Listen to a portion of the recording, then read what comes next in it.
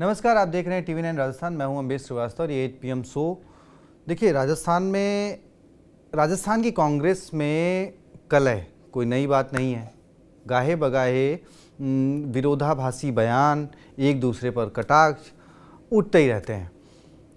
अब कल कांग्रेस के दिग्गज नेता, अध्यक्ष रह चुके, प्रधानमंत्री रह चुके राजीव गांधी जी की पुण्यतिथि थी। उस कार्यक्रम में राजस्थान में भी उनका पुण्यतिथि श्रद्धांजलि समारोह मनाया गया, जिसमें कई बड़े नेता शामिल हुए। अशोक गहलोत भी वहां पहुंचे। अब श्रद्धांजलि देते थे अशोक गहलोत अपने पूरे कार्यकाल के बारे में बताने लगे, जिसमें उन्होंने जिक्र किया 2018 वाले के समय का। और उस वक्त उन्होंने जिक्र कर दिया कि किस तरीके से बीजेपी ने कई अन्य राज्यों की सरकारें गिरवाई। राजस्थान में भी उनका आरोप था कि सरकार गिराने की कोशिश की गई, लेकिन उन्होंने अपने 5 साल पूरे कर लिए। अब राजस्थान में सरकार गिराने की कोशिश बीजेपी पर तो आरोप है, लेकिन वो दौर कैसे आया ये सभी लोग जानते हैं कि 2020 में किस तरीके से सचिन पायलट ने अपने समर्थित विधायकों के साथ बगावत करी। उसके बाद फिर तत्कालीन मुख्यमंत्री यही अपने अशोक गहलोत जी, इन्होंने सचिन पायलट पर या फिर उनकी पूरी टीम पर बीजेपी के साथ सांठगांठ करना, उनसे पैसे लेने के आरोप लगाए। लेकिन खूब खींचतान मची। सचिन पायलट बागी भी हुए, 1-1.5 महीने का ड्रामा चला, लेकिन फिर वो वापस आ गए। लेकिन अशोक गहलोत गाहे बगाहे इस चीज़ को दोहराते रहते हैं मंचों के जरिए कि किस तरीके से 2020 में बीजेपी उनकी सरकार गिराना चाहती थी और वो 5 साल उन्होंने कैसे तैसे पूरे किए। क्या कुछ उन्होंने कहा, पहले वो सुनिए, फिर बात करेंगे। हमारे साथ हमारे एक्सपर्ट आनंद शर्मा जो कल हमारे साथ जुड़े हुए थे, वो फिर एक बार जुड़ेंगे, उनसे भी बात करेंगे। पहले देखिए आप ये रिपोर्ट। आप सबकी दुआएं थी, हाईकमान का आशीर्वाद था और 5 साल में पूरे करते, वरना सवाली कहां में होता है। 5 साल में 2 साल उसी के लिए। पूर्व सीएम अशोक गहलोत का ये बयान आपने सुना। वो मंच से प्रदेश अध्यक्ष गोविंद सिंह डोटासरा को कांग्रेस में पायलट की बगावत का नतीजा बता रहे हैं। क्यों 5 साल बाद भी गहलोत पायलट की बगावत को नहीं भूल पा रहे? दरअसल राजस्थान कांग्रेस में एक बार फिर सियासी बयानबाजी तेज हो गई है। राजीव गांधी की पुण्यतिथि के मौके पर पीसीसी मुख्यालय में आयोजित सर्वधर्म सभा के मौके पर पूर्व सीएम अशोक गहलोत ने कांग्रेस कार्यकर्ताओं को संबोधित किया और इस दौरान अपनी सरकार गिराने की साजिश का जिक्र कर राजनीतिक हलकों में हलचल बढ़ा दी। अशोक गहलोत ने कहा कि तीसरे कार्यकाल में सरकार गिराने की साजिश किसने की, सबको पता है। अशोक गहलोत बोले कि उन्हें 3 बार मुख्यमंत्री बनने का मौका मिला और तीनों बार उन्होंने अपना कार्यकाल पूरा किया, लेकिन तीसरे कार्यकाल के दौरान सरकार गिराने की जो कोशिश हुई वो किसी से छिपी नहीं है। अशोक गहलोत ने कहा, देश में नंबर 1 और नंबर 2 ने मिलकर हमारी सरकार गिराने की कोशिश की थी। मध्य प्रदेश में वो सफल हो गए, लेकिन राजस्थान में वो विफल रहे। हमने सरकार बचा ली और कार्यकाल पूरा किया। ये कांग्रेस का नेतृत्व और कार्यकर्ताओं की एकता का नतीजा था। पायलट की सियासी बगावत का उस समय का जिक्र करते हुए गहलोत ने प्रदेश कांग्रेस अध्यक्ष डोटासरा की नियुक्ति पर भी चुटकी ली है और इशारों में कहा कि डोटासरा भी उसी संकट की देन है। उस पर साथ के अंदर लिखा, आज वो लोग जो है 40 साल के अंदर बैठे हुए, हमारी सीमा होती है और तो नई पीढ़ी आनी चाहिए, बदलाव होना चाहिए। जो संपर्क हम लोग कर रहे हैं और अंतिम साल तक करते जाएंगे। अब मेरे जगह बैठे अच्छी संतुष्ट है। मुझे इससे 4 मिला हिंदुस्तान में, मेरे ख्याल से मुश्किल से इसके दूसरे लोगों को मिला।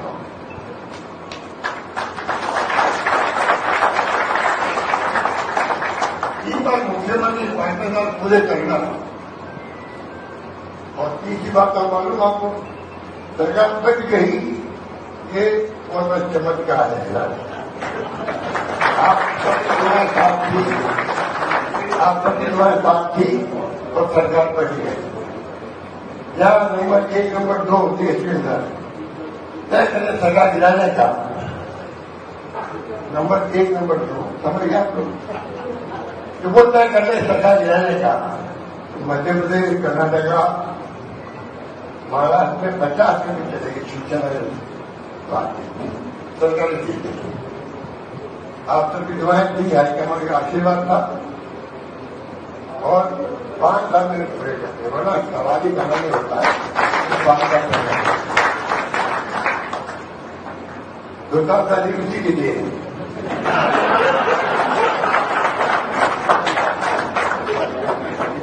अशोक गहलोत ने कई महीनों बाद सियासी संकट के प्रकरण को सार्वजनिक मंच से फिर उठाया है।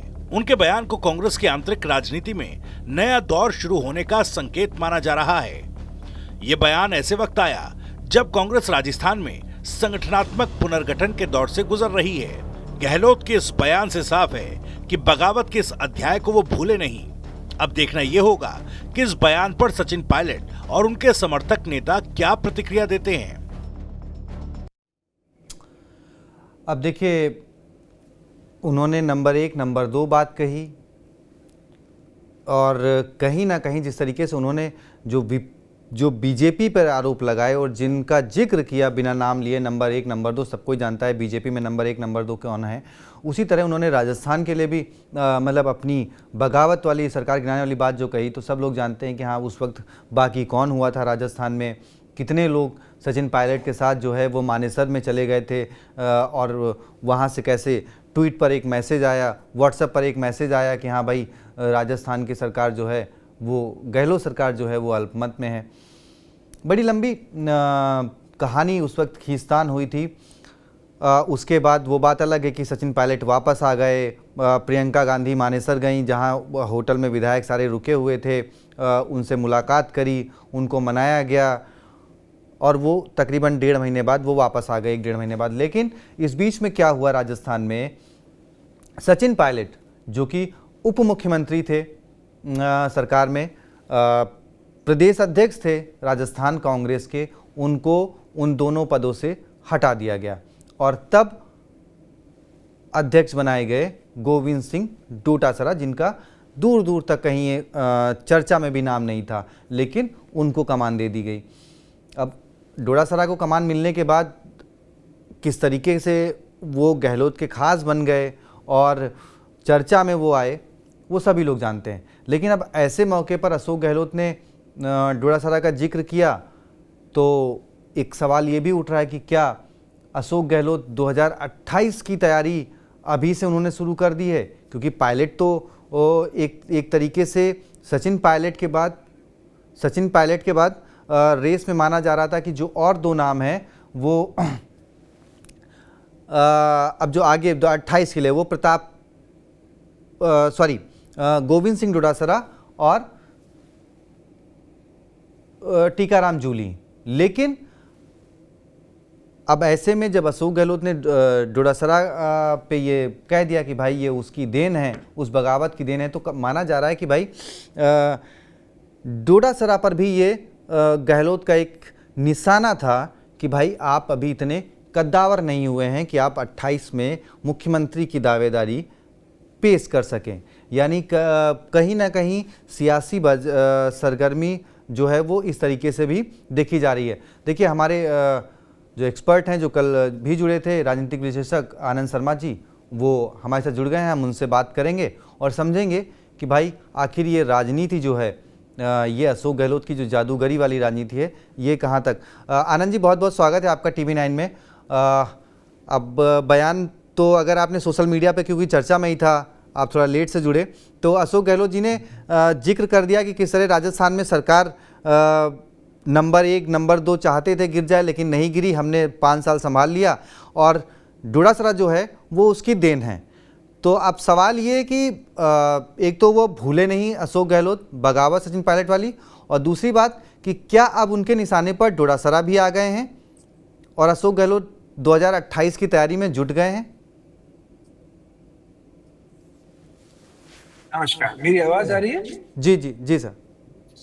जी अम्बेश जी, अशोक गहलोत जी जो है वो बहुत ही एक सीजन्ड पॉलिटिशियन है और सीजन्ड पॉलिटिशियन का अर्थ मेरे हिसाब से यहाँ पर ये है कि वो हर दाव पेच जानते हैं। कि किस दाव को किस वक्त और किस समय इस्तेमाल करना है, ये वो बहुत अच्छी तरह से जानते हैं। सरकार चलाना एक अलग बात है और सरकार में बने रहना दूसरी बात है। तो जो दूसरी बात है कि हम सरकार में बने रहें, उस मामले में अशोक गहलोत जी माहिर है, ऐसा मेरा मानना है। दूसरी चीज ये है कि अशोक गहलोत जी ने सरकार सेव कर ली, या जो नंबर 2 थे वो आगे का स्टेप नहीं ले पाए, ये एक बहुत बड़ा क्वेश्चन है। जी मध्य प्रदेश में नंबर 2 ने, ज्योतिरादित्य जी ने वो स्टेप ले लिया, और यहाँ सचिन पायलट जी वो स्टेप नहीं ले पाए। दोनों चीजों में बहुत अंतर है, और यहाँ पे शक्ति गहलोत जी की ना सोच के कमजोरी सचिन पायलट जी की देखी जाना ज्यादा उचित माना जाएगा। जी जी लेकिन सर एक चीज़ ये कि अब उन्होंने जो डोडासरा पे निशाना साधा कि मतलब निशाना क्या साधा, उन्होंने एक बात कही कि भाई वो उस बगावत की उपज हैं या देन है डोडासरा। मतलब अगर वो बगावत नहीं होती, सरकार गिराने की नौबत नहीं आती, तो डोडासरा आज प्रदेश अध्यक्ष नहीं होते। ये इशारा किस तरफ है अशोक गहलोत जी का?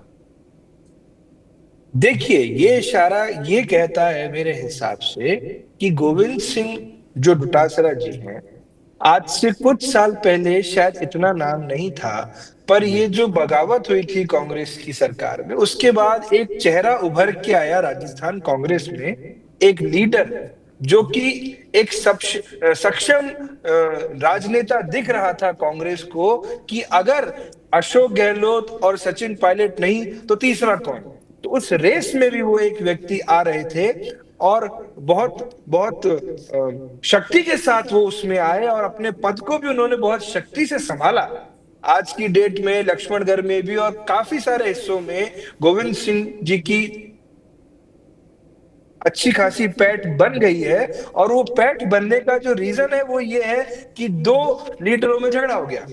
तो नहीं जी होता कि 2 बंदर जब झगड़ा करते हैं तो बिल्ली केला ले जाती है, तो वो जो केला ले गई बिल्ली, अब अशोक गहलोत जी को वो डर लग रहा है कि कहीं जो राजनीति का केला है वो मेरे हाथ से फिसल ना जाए, और वो उस चीज को, जैसे होता है ना, कोसना किसी चीज को कि यार ये गलत हो गया, कि मैं अच्छा खासा चल रहा था, ये नया व्यक्ति कहां से आ गया मेरे को कंपटीशन के लिए। आज की डेट में अशोक गहलोत जी के कंपटीशन अगर देखें तो जो पायलट जी हैं वो तो है ही, उसके साथ साथ अगर हम तीसरे चौथे नंबर पे भी अगर देखें तो डोटासरा जी भी उसमें लाइन में है। आज जी की डेट में अगर लिस्ट बिल्कुल। बने कि चीफ मिनिस्टर कांग्रेस बतौर में कौन बनेगा, बतौर अध्यक्ष अगर पिछले 10-15 सालों के देखा जाए, बतौर कांग्रेस अध्यक्ष कोई भी प्रदेश अध्यक्ष जो है वो विपक्ष में रहते हुए इतनी सीटें नहीं ले पाया जितनी इस बार डोडासरा लिया है। लोकसभा में भी देखिए 2 बार का रिकॉर्ड कितना खराब रहा कांग्रेस का, और इन्होंने जो है गठबंधन के साथ 11 सीटें दिला दी। तो डोडासरा उभरते हुए, जबकि वो एक टाइम पे अशोक गहलोत के बड़े खास माने जाते थे, लेकिन इस वक्त वो अपनी एक अलग लीग बना चुके थे। शायद उसका खामियाजा उन्हें आने वाले दिनों में जो है वो ऐसे टकराव के रूप में देखना पड़े। लेकिन एक सवाल आखिरी, कि क्या अशोक गहलोत 2028 के लिए उन्होंने तैयारी अपनी शुरू कर दी है, ये माना जाए? क्योंकि पिछले कई दिनों से अगर हम देखें तो सोशल मीडिया पर जो वीडियोस आते हैं ट्विटर पे, फेसबुक पे, उसमें उनका जो खुली गाड़ी में टहलना और लोगों के स्वागत वाले वीडियोस डालना, उसमें सीएम चौथी बार सीएम के नारे लगवाना, उनके समर्थक जो लगाते हैं, तो ये क्या इशारा है कि 28 में अशोक गहलोत एक बार फिर ताल ठोकते हुए नजर आएंगे नतीजों के बाद?